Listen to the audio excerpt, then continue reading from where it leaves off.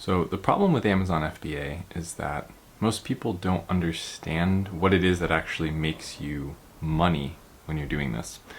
Typically, we think of Amazon FBA as there is existing demand for this thing on Amazon. I can see the demand because I can see the sales of my competitors with a software, whether that's Helium 10, some other free alternative, whatever it may be. And then we say, if I just sell that product, I will also make money. The problem is we don't actually know if those people are making money because sales and revenue does not equal money. I can assure you that because I myself have a lot of sales on Amazon, but I would be dead wrong to tell you that the $36,000 in revenue there, it's having a hard time focusing, is what I'm going to make this month. I will likely make closer to $8,000 or $9,000 off of that amount of revenue this month. So that is, in addition to that, having done the secret thing, not really a secret, but that I'm about to tell you, most people won't even make that. If they can hit that revenue, they probably will still not be making money. So where does the actual money come from? Well, the money that comes to you is your profit. And how do we make profit? Well, it's pretty simple. You get paid in direct proportion to the amount of value that you add to the marketplace. Kind of. That's a good place to start. Really, you get paid in direct proportion to the amount of value you add to the marketplace minus your expenses. So you can add a ton of value to the marketplace, but if your expenses to deliver that thing that's valuable is higher than what you are getting paid to deliver it, you're actually losing money. So we can break these things down into first principles, and if you're maybe considering starting to sell on Amazon, I would think this through a little bit.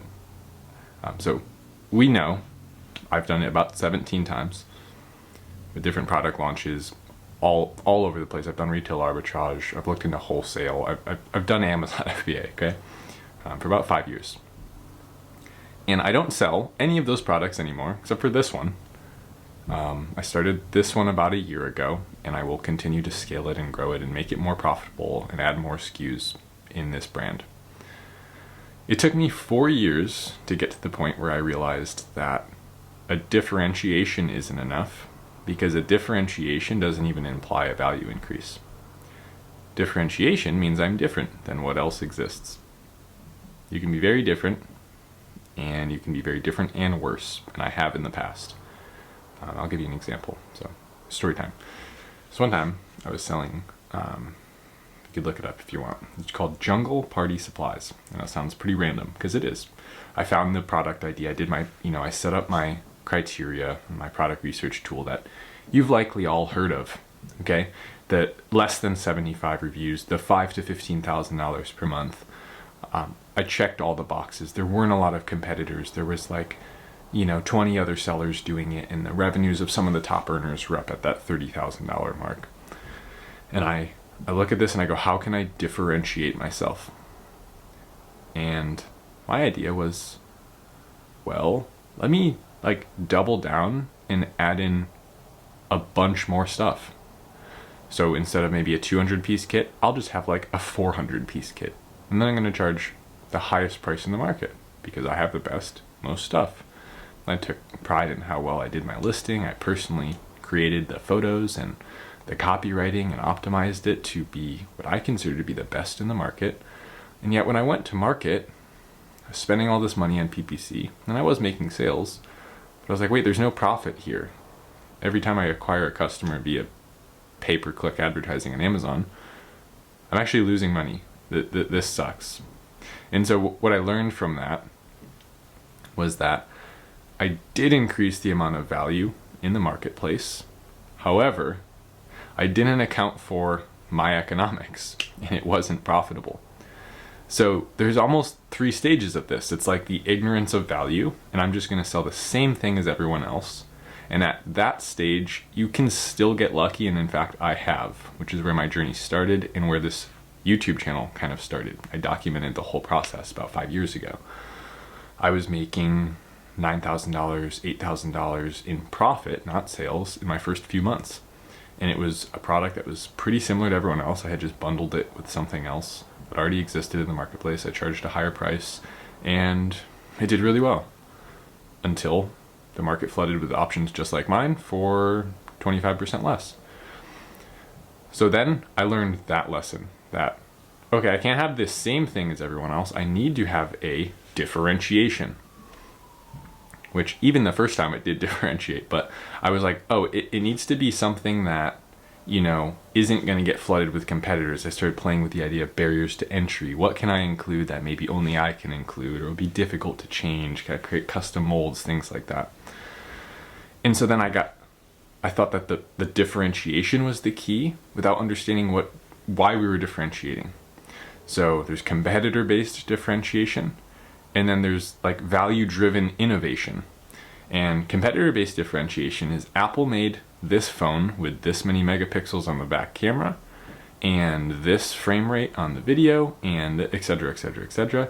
And so Samsung says we're going to make this with this many megapixels and this many this and this many that. And it is just looking at what they have and trying to do it better. But we lose sight of what we're actually trying to do when we do that. What we're really trying to do is make a product that solves our customers' problems more efficiently, more consistently, with less effort, less sacrifice. And someone's in trouble. Someone's in trouble. Or power through it. Let me start wrapping this up here. I want to make sure that you understand this lesson. The untold truth of Amazon FBA is that most people will fail because they don't understand some pretty simple things. And my goal is to teach you those things for free, or for very limited cost. I have a pay what you want Amazon FBA course, so anything you can afford. There's a link in the description. You can go check that out if you want to learn more about this.